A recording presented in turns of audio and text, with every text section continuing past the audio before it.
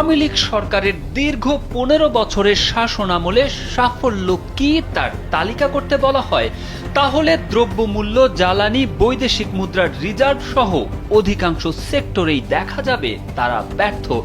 অথচ গণ অভ্যুত্থানের পর দায়িত্ব নেওয়ার মাত্র 8 মাসের মাথায় ডক্টর মুহাম্মদ ইউনূসের নেতৃত্বাধীন অন্তর্বর্তী সরকারের সাফল্যের প্রশংসায় সবাই পঞ্চমুখ। তাদের সাফল্যের ডানায় যুক্ত হতে যাচ্ছে আরও একটি পালক, কারণ জ্বালানি আমদানি ও নিরবিচ্ছিন্ন সরবরাহ নিশ্চিত করতে চলতি বছরের ডিসেম্বরের মধ্যে বিদ্যুৎ ও জ্বালানি খাতের সব বৈদেশিক দেনা পরিশোধের পরিকল্পনা করছে বিদ্যুৎ, জ্বালানি ও খনিজ সম্পদ মন্ত্রণালয়। বিদ্যুৎ ও জ্বালানি উপদেষ্টা মুহাম্মদ ফাউজুল কবির খান কালবেলাকে এ তথ্য জানিয়েছেন। বিদ্যুৎ ও জ্বালানি উপদেষ্টা বলেন, অন্তর্বর্তীকালীন সরকার যখন ক্ষমতা গ্রহণ করে তখন বিদ্যুৎ ও জ্বালানি খাতে মোট বৈদেশিক দেনা ছিল $3.2 বিলিয়ন। এখন তা $829 মিলিয়ন নেমে এসেছে। এই বছরের মধ্যে এসব দেনা পরিশোধের পরিকল্পনা করা হয়েছে।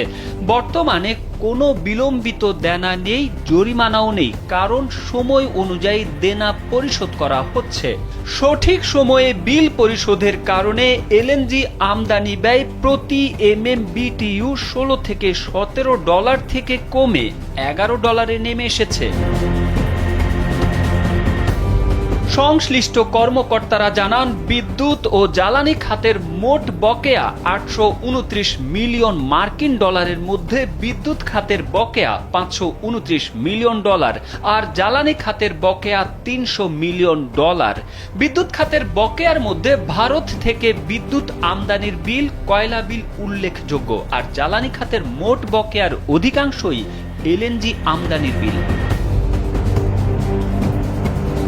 জানা গেছে 2024-25 অর্থ বছরের জন্য বাংলাদেশ 55,357 কোটি টাকা আনুমানিক ব্যয়ে 96 কার্গো এলএনজি আমদানির পরিকল্পনা করেছে।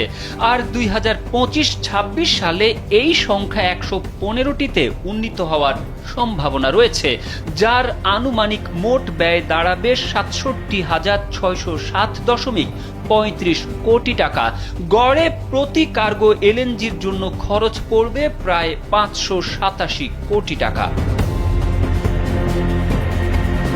এদিকে আন্তর্জাতিক মুদ্রা তহবিল IMF আগামী জুনে তাদের প্রতিনিধিদের সঙ্গে পরবর্তী বৈঠকের আগে বিদ্যুৎ ও জ্বালানি খাতের বৈদেশিক দেনা পরিশোধে সুনির্দিষ্ট কর্মপরিকল্পনা মন্ত্রণালয়কে জমা দিতে বলেছে।